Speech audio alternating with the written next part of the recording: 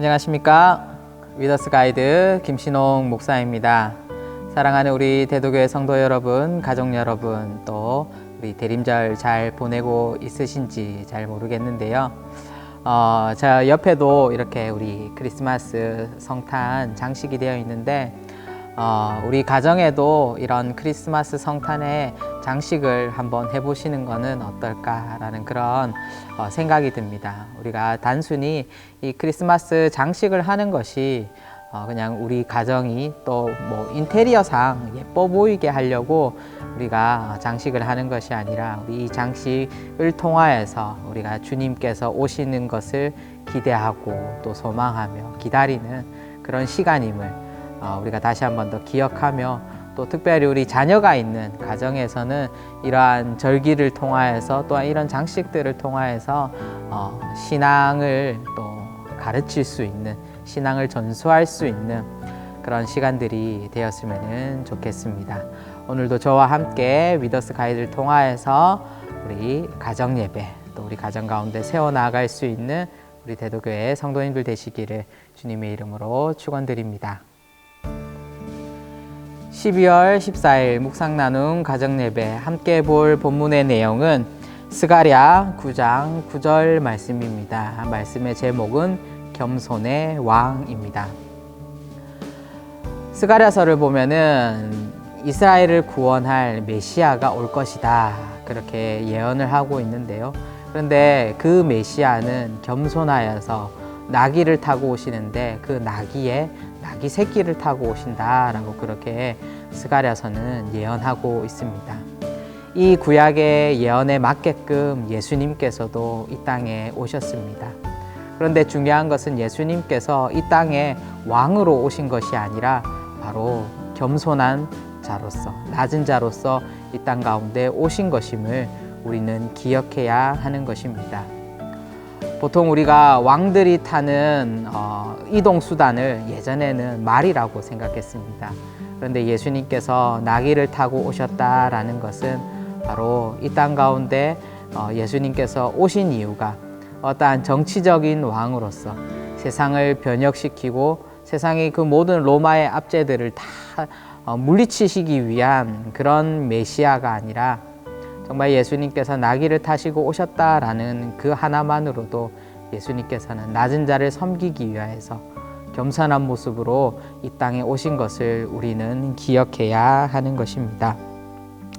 바로 예수님께서 그 나귀를 탄 그 모습이야말로 바로 그는 하나님의 모습을, 하나님의 형상을 지니셨지만 하나님과 동등됨을 취하지 아니하시고 사람의 형상으로서 이 땅에 오셨고 또 그 하나님의 말씀에 죽기까지 순종하신 것을 우리는 말씀을 통하여서 알고 있습니다.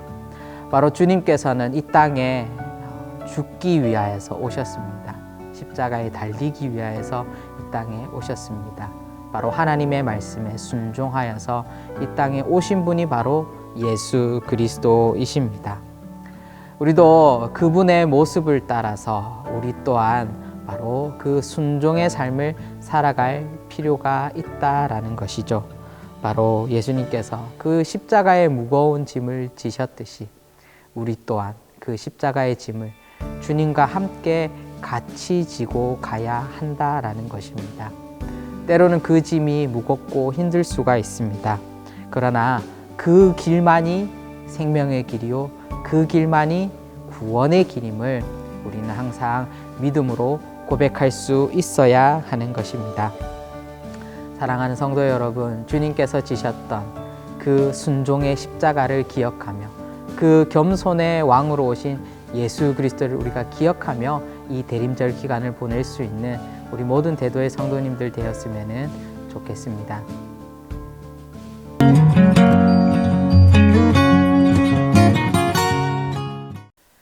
12월 17일 하브루타 가정예배 우리 함께 나눌 본문의 내용은 요한 3서 1장 5절에서 6절까지의 말씀입니다. 말씀의 제목은 사랑의 증언입니다. 성경에는 오늘날에 우리 국제적으로 문제가 되고 있는 여러 난민 문제, 난민 문제처럼 이러한 난민들처럼 이 나라 저 나라를 떠돌아다닌 민족이 있습니다. 바로 우리가 잘 알고 있는 이스라엘 민족인데요. 이스라엘 민족은 그들 스스로가 신명기에서 보면은 방랑하는 아람 사람이다라고 스스로를 그렇게 고백하는 것을 우리는 볼 수 있습니다. 바로 이스라엘은 하나님의 명령을 쫓아서 적과 꿀이 흐르는 그 가나안 땅으로 가려고 했지만 그들의 제약과 교만함으로 인하여서 40년 동안 광야 생활을 하게 됩니다. 뿐만 아니라 이스라엘이 광야 생활 이후에도 또한 한 차례 더 포로기라는 그런 방황하는 시기를 겪게 되는데요. 그런 순간에서도 이스라엘 가운데 하나님께서는 반드시 내가 너희를 다시 회복시키겠다라고 그렇게 약속의 말씀을 주십니다. 이와 동일하게 예수님께서도 그러하셨습니다. 예수님께서도 이 땅에 오셨을 때에 그때 당시 헤롯을 피하여서 예수님께서는 애굽으로 피신했다라는 그런 성경의 기록들도 있고요. 그리고 또 공생의 기간 동안에도 이 마을 저 마을로 다니셨는데 모두가 예수님을 다 환영하는 것은 아니었습니다. 때로는 거절당할 때가 있고요. 때로는 쫓겨다닐 때도 있었다라는 것을 우리는 성경을 통하여서 확인할 수 있습니다. 그리고 우리가 잘 알고 있는 또 수많은 선교사님들의 이야기를 들어보면은요, 그분들의 삶도 정말 자기들이 원치 않았던 정말 타양살이에서 여러 가지 고통과 어려움과 때로는 병으로 인하여서 자식을 잃는 그런 많은 모습들을 우리가 보게 됩니다. 이것이 무엇을 말하고 있습니까? 바로 이들의 희생이, 바로 이들의 아픔과 이들의 이 방랑을 통하여서 하나님께서는 그 사람들을 사용하신다라는 것입니다.